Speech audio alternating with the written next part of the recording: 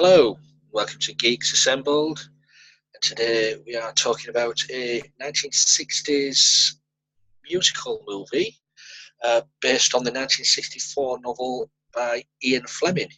Yes, the creator of James Bond himself. We are talking Chitty Chitty Bang Bang. What a title, eh? So, without further ado, we'll go around the cast and we'll just go for opening thoughts first. Let's go to the person with all the words of wisdom, Beef Dad. Elephant. That's one of the words of wisdom. Yeah, Chitty Chitty Bang Bang. I remember it came out and went to see it. It's probably one of the best feel-good movies of all time. It's the baddies get defeated in the end, but they're not so bad that they're not funny as well.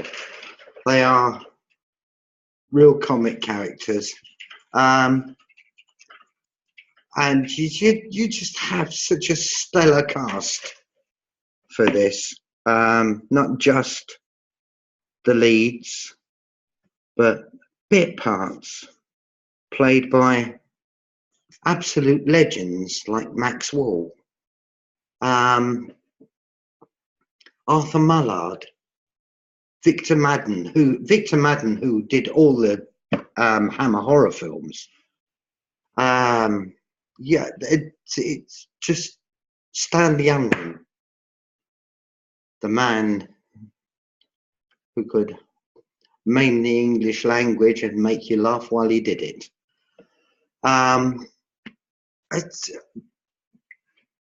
It's just extraordinary. Yeah, the one thing I'd forgotten rewatching this is that Barbara Windsor turns up at the fairground where Dick Van Dyke sings the old Bamboo after he run away from everybody because his automatic hair cutting machine that he'd invented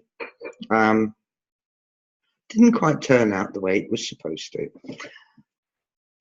Yeah, lots and lots of fun. Lots and lots of brilliant performances. James Robertson Justice as Lord Scrumptious is good. There's only one other person I think that could possibly play Lord Scrumptious, and he's an old favourite of this group. Would it be? Now let's think. Wouldn't be Mr. Blessed, would it? Absolutely, Brian Blessed is the only other person who could have possibly have played Lord Scrumptious. But Robert Helpman, Sir Robert Helpman, the lead male dancer of the Royal Ballet, I believe it was, playing the child catcher. Creepy as old get out, but just absolutely brilliant. No wonder he got made as Sir. Gert Froh as Baron Bombburst, and Gert Froh, I recall, playing, oddly enough, another Alexander Fleming character. He played one of the villains in one of the Bond films. And Anna Quayle as Baroness Bombburst is just absolutely amazing. But Sally Ann Howes as Truly Scrumptious is truly scrumptious. She is just a piece of magic in her, the wonderful costumes that they gave her and the incredible hats. She wore the most amazing hats. And Dick Van Dyke playing Caractacus Potts. Yes, he plays an Englishman in this. Yes, he played an Englishman in Mary Poppins. But in this, he didn't try to be a Cockney Englishman. And in this, he gets away with it. He gets away with it brilliantly. And with his father being played by Lionel Jeffries as Grandpa Potts, who is, if anything, more eccentric than his son. The whole thing, it's magical. It's magical, it's feel good, it makes you smile, it makes you laugh, and at the end of the film, you just want to cuddle yourself. It really is a magical film.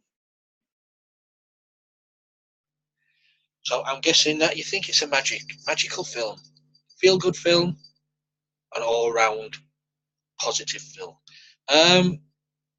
Susan, what's your thoughts on this musical? So, the beautiful expression of Dick Van Dyke was great, and he was amazing in this. He really did.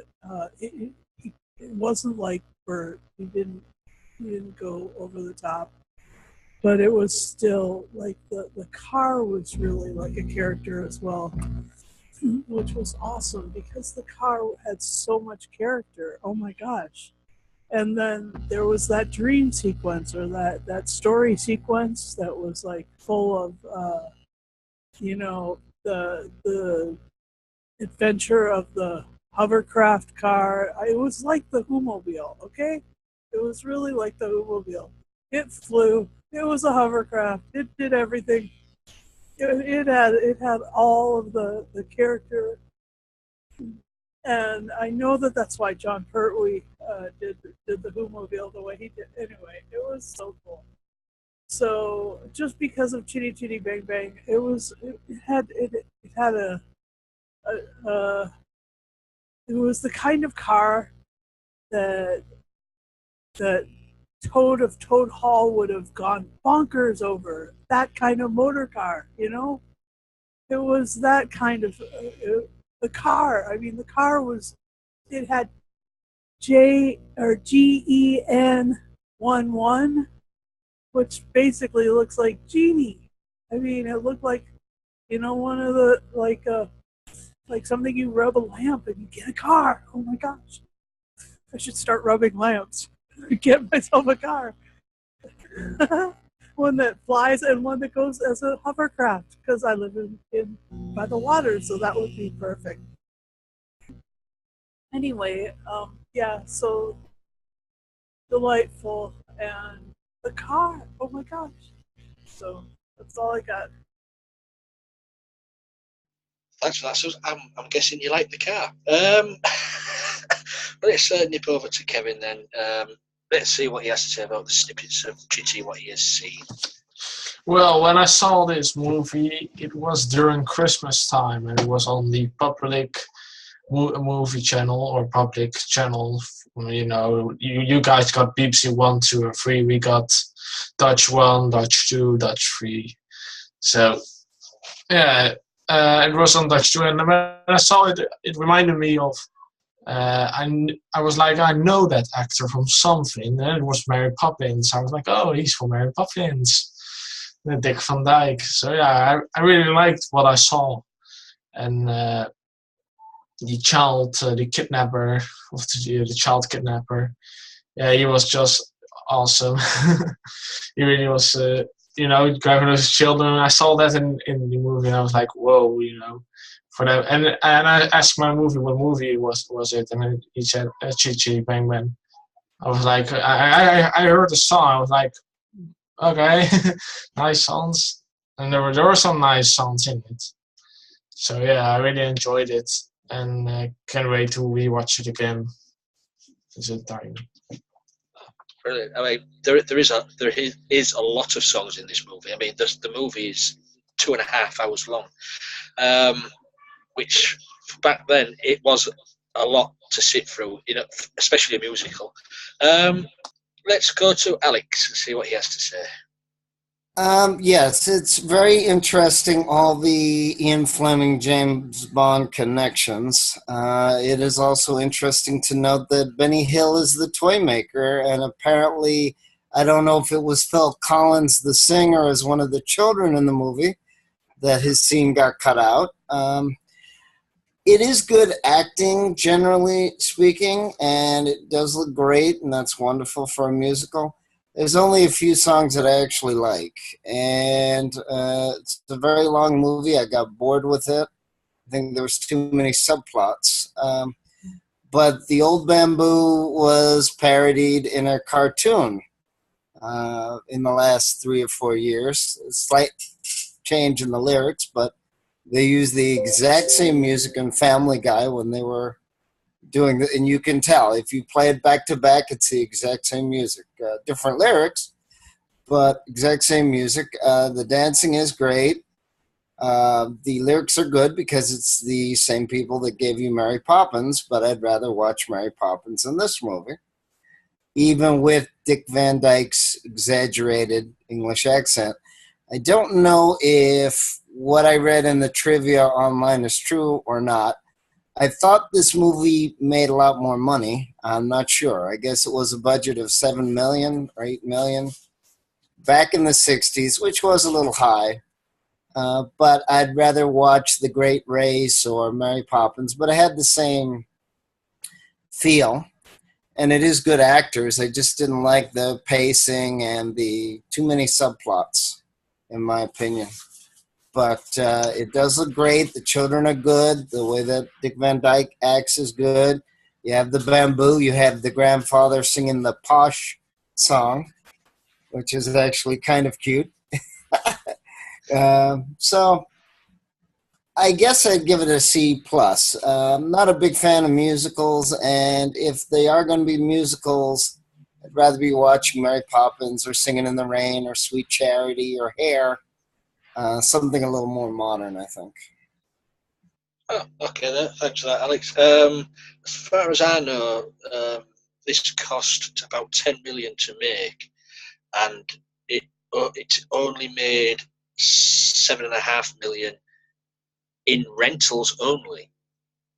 So it was a bit of a flop when it came out. As you say, the Bond connections. You know, you've got Broccoli producing, you've got Ken Adams designing. As you say, it's an Ian Fleming novel. It's also got script editor is Roald Dahl as well. Mm-hmm. He co-wrote it with the I think I can't remember his name now. Ken Hughes. But yeah, so there's a lot of Bond connections and stuff like that. But yeah. Also. Well, again, so Ken Adams makes the movie look really good. He was really good at designing stuff. Oh yeah. Yeah, and of course you have Benny Hill, which is very funny. As he was he known as a vaudevillian or burlesque? I know he was a comedian. I know he sang. I don't know if he danced, but I can't remember. He was an entertainer. He was of the variety entertainer, shall we say? Right. I mean, as you say, with the design of the car, brilliant design. As far as I remember, there was the main car, and then they had 4 understudy cars, shall we say, what they used in different clips of the film. It was the main car, and as far as I know, the main car went up for auction a few years back, and a certain Peter Jackson bought it. So he of the Lord of the Rings fame. So I don't know how true that is, but that's what I heard. Peter Jackson. The Peter Jackson, yeah. But there is other models, replicas in motor museums around the world and stuff like that. But the main model, what was mainly driven in the movie, as far as I know, Peter Jackson's got it somewhere. As for this film, yeah, I agree with Beef. It's a feel-good movie. You've got Dick Van Dyke refusing to do his English accent in this one because he got so much stick from Mary Poppins. Gate Frobe as the Baron, yeah, Mr. Goldfinger, as we all know him. I don't know if anybody, Beef Dad might be able to answer this. Was he dubbed in this? Because I know it's dubbed in Goldfinger. Because I know his English wasn't very good, and so they had another actor speaking his words. His English wasn't very good, but the thing was, because of the accent, it worked for this. Ah, right. And I'm not sure if he did his own singing, but I have a funny feeling that he did. I think he did his own singing in that. But the thing is, he was an all-round actor in Germany anyway. Yeah. He was an all-rounder. Very talented man. Yeah. But by the way, it's, can I just add something in for you? go on then. Chitty Chitty Bang Bang itself was built by the Ford Motor Company. And they had built a car specifically for a film named after a car not long before, called Genevieve. And the number plate on Genevieve was GEN1. And the number plate that they did for this one was GEN2.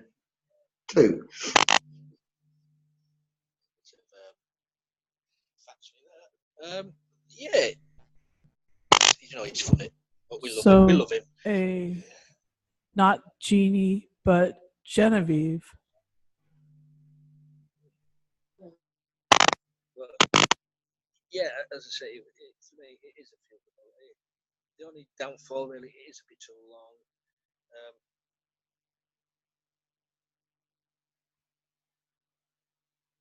Can you hear me?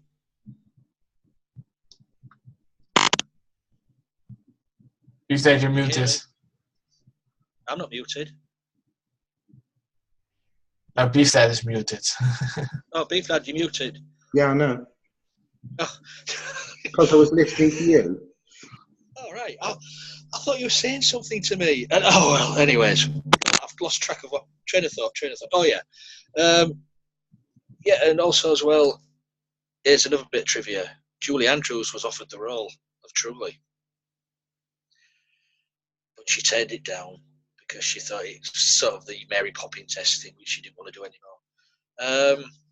Which would have been a shame because it would have been good to see her back on screen with Dick Van Dyke. But she, and for me, the movie is made by Sir Robert Helpman as the child catcher. What a creepy guy! Yeah. Lollipops, come and get your lollipops. But it is a family feel good movie, and I would like to know from all of you favorite parts what you didn't like, favorite songs what might not, you could have got rid of some songs. So let's open it up and we'll go to Beef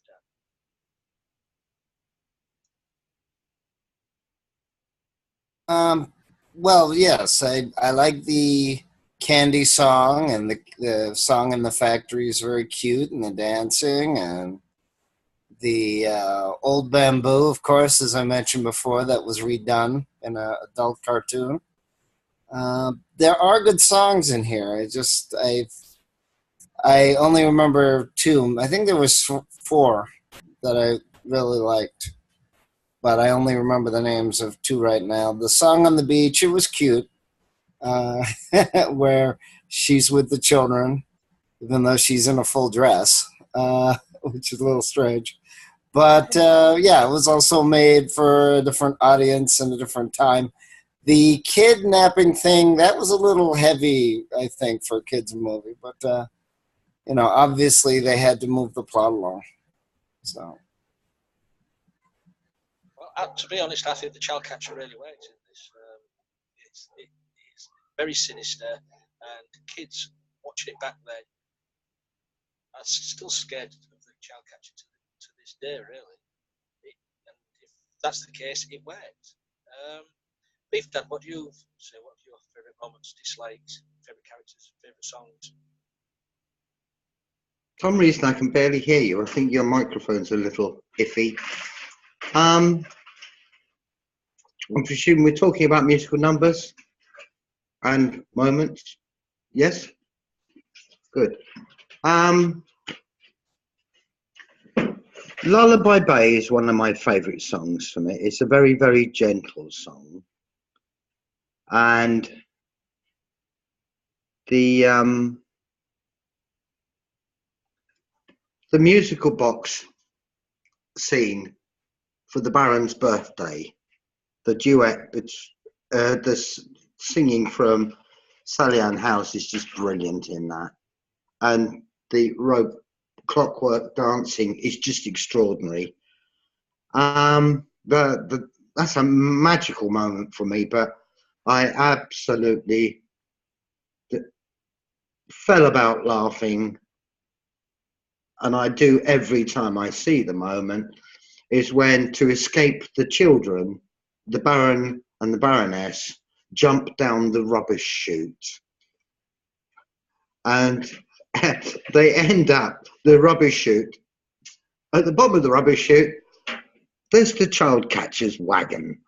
So they're in there and imprisoned in the child catcher's wagon, which is just magic, while the child catcher is netted and hanging from the ceiling. But yeah, it's that. And when Grandpa Potts is kidnapped and does his port out, stubble back, posh with a capital P, O-S-H, posh. That's great. But then when he's bunged amongst all the inventors, because the Baron thinks he's the one that's invented the one miraculous flying car, and the inventors sing, "Up from the ashes come the roses of success," and that really is just an absolutely superb number. It's not a big massive cast, and it's not just 2 or 3. It's all men, not all that young, shall we say? Not all that young. This is a song for the old guys. Yeah, and it is just great. It's great. It's a real piece of cinema magic for me. Because yeah, the kids could sympathise with the kids. The young lovers could sympathise with the young lovers in this. The older people, like I am now, with the inventors, and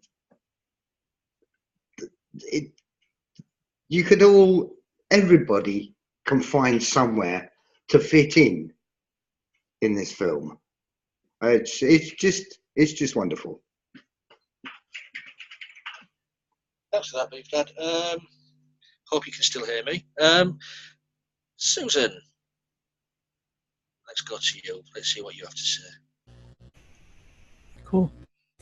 I liked the Chitty Chitty Bang Bang theme song, and I liked the theme song for the two lovers,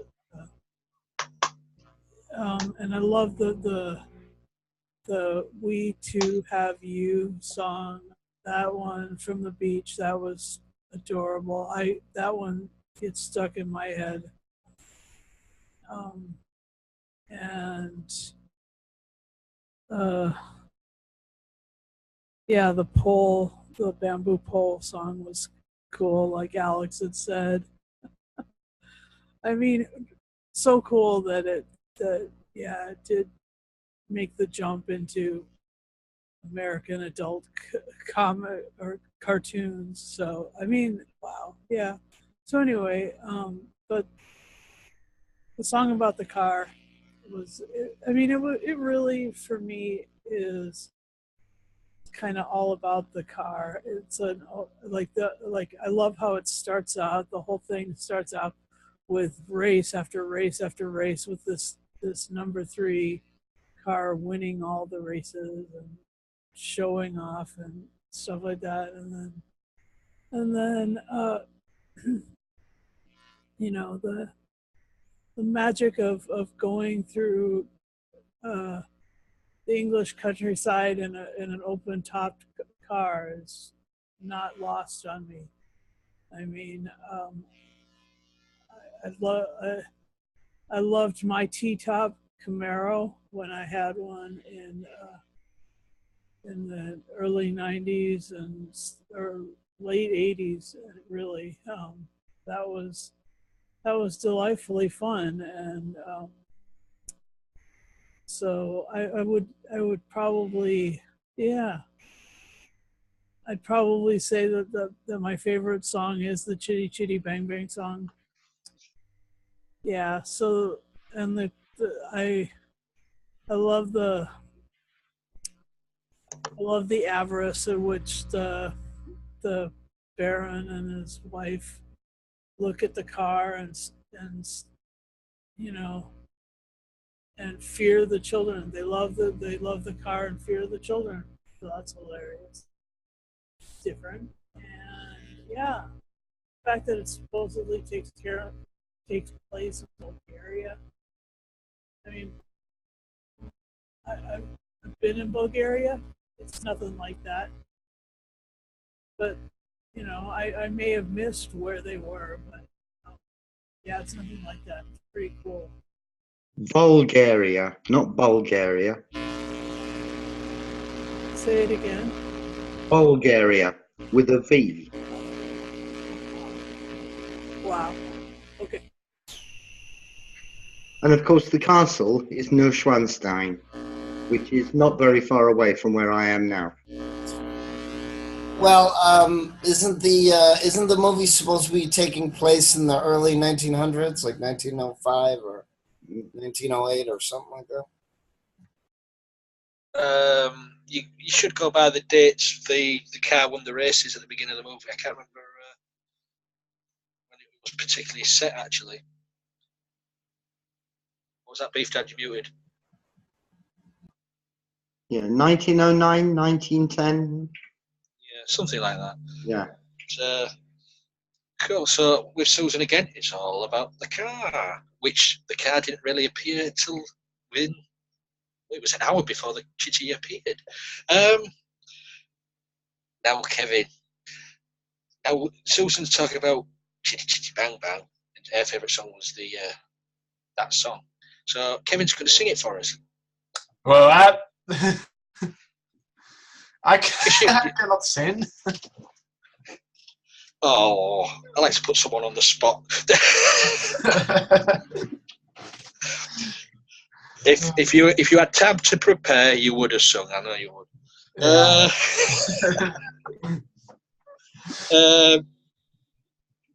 Yeah, I know you've only seen snippets of it, Kevin. So I won't ask you what your favourites and stuff like that is. But for me,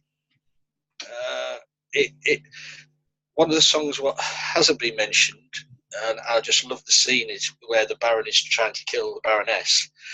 Uchi Coochie Face. That's segment is just brilliantly done, and as he said as well, grow the roses of success with a well disguised Max Wall in there.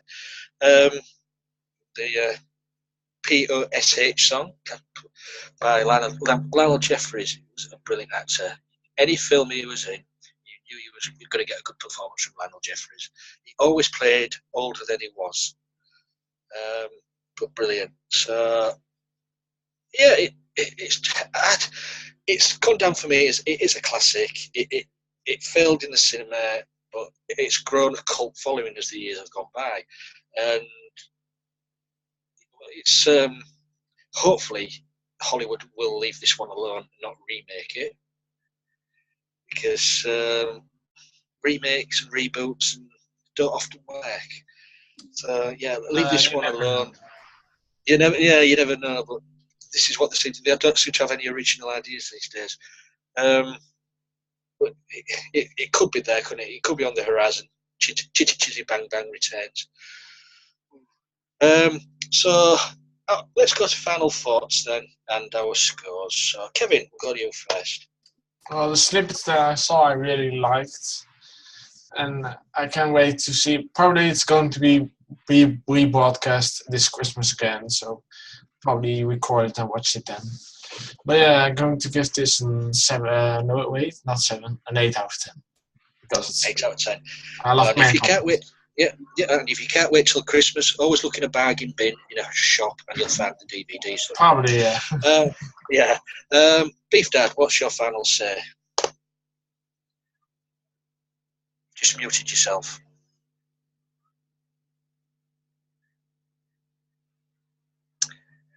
You've just muted yourself, Beef Dad. Did I? Goodness. Yes. It's really hard to nail this one down because it appeals to so many people in so many different ways.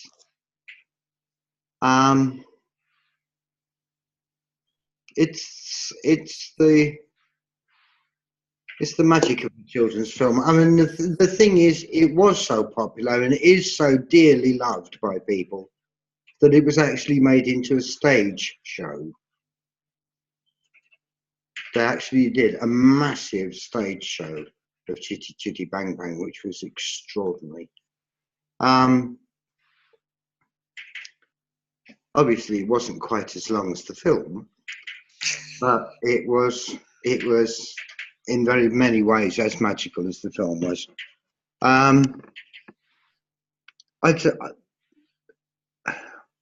I keep trying to think of reasons why I can't give it a full 10 out of 10, and I can't.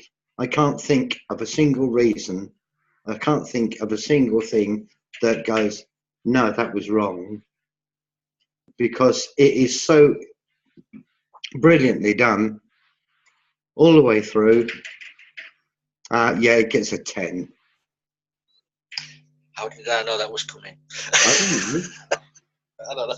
Alex, what's your Alex, what's your final say? Well, as I said, I mean, it's the connections, it's the trivia with the movie. I didn't realize that Dick Van Dyke was a heavy partier back then, and he had to sort of protect the children from the language and other things that the director and the set, I guess, was doing. As I said, I did get bored with the movie. Because of Benny Hill, because of Dick Van Dyke, because of the 4 songs that I liked, I'd give this probably a 7.5. I won't give it a 10 because I thought it was all over the place. I think they probably should have made it tighter, but that wasn't the style back then either. You went to the movies back then to be in the theater and listen and watch the beautiful visuals, and it was a lot cheaper. You didn't have to spend 20 for the ticket and 20 for the snacks, and you could also watch more than one movie. So for that, if I was sitting in a movie theater, it probably would have been more enjoyable. But as I said, I'm used to the other movies, the other ones that I mentioned. I can't rate it too highly, but again, it's good that they made this movie. Maybe they spent too much on it, and it's a shame it barely made it back. But as the rest of the cast has said, there are fans of it. They did show it in Massachusetts about 8 times, but then they had to edit it because a lot of people got upset about the kidnapping scene, and they thought it was too long and things like that. So sad to say, it didn't really survive. It had a good opening in the state, and they showed it on independent stations and public television stations, but I think it kind of upset people. And the state is also known for speaking against Benny Hill, so they don't show a lot of his stuff anymore. They did show his show in the 70s, but they had to pull it because too many people complained. They thought he was very anti-woman, which I don't see that myself. But well, Alex, don't get me started on the PC Brigade because I'll be here all night. They just overstepped the mark, and actually they just killed the guy. Susan, your final thoughts? You're muted, Susan. Okay. Like it was part of my childhood. I watched it on a Super 8 motion picture movie. That one and Magnificent Men and Their Flying Machines. Those two movies were really part of my childhood, and so when I was rebuilding my movie collection in California, I bought a copy of Chitty Chitty Bang Bang, and I love it. I mean, it's just such a great movie to me. It is all about the car in my mind, but it's all there. I mean, I was sort of swept up by the romance on the beach with the children longing for a mother, like them inviting her into their lives, and then she trying to nail down a relationship with Dick Van Dyke's character. So that was fun. I guess all told, I'll give it a 9.5 out of 10.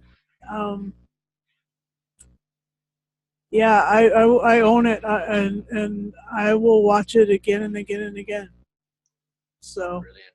even if it is a really long movie, Alex. So, that's you told, Alex. And, right, thanks for that, Susan. For me personally, as you say, it's been said, feel good. You should never edit out the child catcher, because that is part and parcel of the movie. If you take that segment out, it will not make sense. And it's there to scare the kids. To be honest, that is what it's there for. And to teach them not to take sweeties from strangers. Yes, exactly. But for me, the only gripe is it is just a tad too long. I mean, so Susan can have a shout at me now. But I'm giving it a 9.5 just because it's just the length of the movie. I agree, it's just too long. So there is an interval. Yes, I know. I forgot all about that when I was watching it today. I thought, what's this? So before we go, I would just like to wish our cast member Susan here a happy birthday for today. Is she listening to us? Yeah, look, she's not listening. No. People are calling her to wish her a happy birthday on the phone. Oh, all right. Oh, that's okay. Well, she's missed that then. Well, I'm not saying it again. Can I give you two little more infos? Kenneth Waller, who played one of the inventors, he also played old Mr. Grace in Are You Being Served? Yes. And Desmond Llewellyn, this works so well with Ian Fleming. Desmond Llewellyn, that played Mr. Coggins. Q. He was Q in the Bond films. And what did you say? Was it Waller? Kenneth Waller? Kenneth Waller, yeah, played old Mr. Grace. He also played Grandad in Bread. That's right. Yes. Well, I was wondering if it was Captain Peacock from Are You Being Served? And it wasn't. Who was it again? No, who was it again? You said it was. Was it old Mr. Grace? Old Mr. Grace. Old Mr. Grace. I apologize, old Mr. Grace. And also, as an addendum, apparently in the last 5 years, Massachusetts has been doing stage versions of it. So I guess even here there's some fans, even though they're not ready to admit it. Right, I'll say it again, seeing as Susan missed it. We'd like to wish her a happy birthday for today. Thank you so much. Yes, we will not mention her age because you never ask a lady her age. Oh, it must be wonderful to be 18. Was that 18 or 80, Beef Dad? 18. 18, sorry. All right, so no further to do. Please, subscribe to our channel. Comment below what you like about the movie, what you dislike about the movie, what you like about our casts. If we can improve our casts, we can remove Kevin to one side if you want. We can put Beef Dad on the left-hand side, things like that. So it's easy things what we can change. We're on Twitter, we're on Tumblr, we've got our own public Facebook group. You can find us all over the place. We do our audio heads casts every 2 weeks on a Friday, which Susan hosts wonderfully. And I think, do I need to say any more? I think I've said it, haven't I? Shall we all go out with a song? Who's going to start it? Kevin. Ah, come on! No, I'm only pulling your leg. But anyway, thanks for watching, and until next time, be seeing you. Bye-bye. Oh, that wasn't too bad, was it? No, and you thought I was going to jump in